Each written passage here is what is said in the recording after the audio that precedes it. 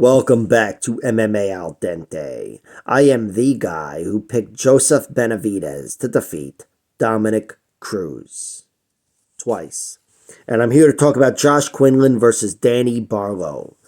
Quinlan making his return is 6-1 as a pro, 31 years old, and he's given up 2 inches of height and 8 inches of reach to 28-year-old Barlow, who is 7-0.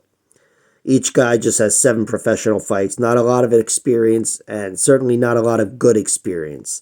Each guy's got 1 win, maybe 2, that means something, and the rest is all dog shit. But they've done what they needed to do against dog shit, and they looked phenomenal. Danny Barlow, he has a left hand from hell, or something. That might be his nickname, left hand from hell, Pichel or something. But he's definitely got a monster left hand. I'd say it's the best weapon in this fight for either fighter, especially considering the 8 inches of reach for Danny Barlow. I'd say he's a less inclined fighter to grapple. I think that'd be more Josh Quinlan, but I don't think either guy is really inclined to grapple at all. I think they're both looking to strike generally, and Danny Barlow is my pick because I think he's the better striker. I think he's the better striker, the more dangerous guy. And I think, again, his left hand is the best weapon. And it's all complemented by 2 inches of height and 8 inches of reach. So, Danny Barlow is the pick. He hasn't been defeated as a pro. His one amateur loss comes by heel hook in round 2. I wasn't able to see it, even though you know I tried. That's it. Josh Quinlan, he's been defeated once as a professional. And it was to Trey Waters in his last fight. And he was stymied by a much bigger welterweight, or whatever the hell they are.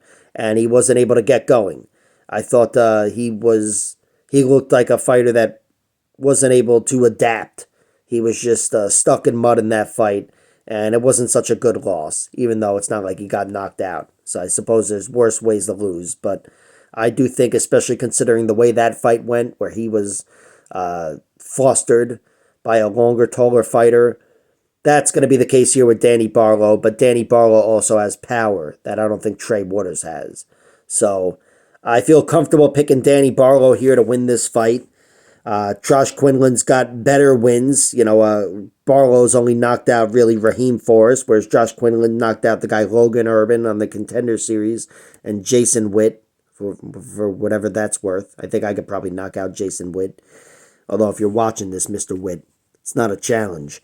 But despite his success in the UFC so far, Josh Quinlan, I'm picking him to lose to this UFC newcomer, Danny Barlow. Seems to be a lot more upside with him. And again, I think he can duplicate some of the success of Trey Waters, but do it with more oomph and scare some of the fight out of Josh Quinlan. So Barlow is the pick. I guess I'd go with him winning by decision because that's the only way Josh Quinlan has lost. But it wouldn't surprise me at all if Danny Barlow was able to put him away with a big left hand. So that's my take. Like, share, subscribe, all that horse shit, and check out my other videos.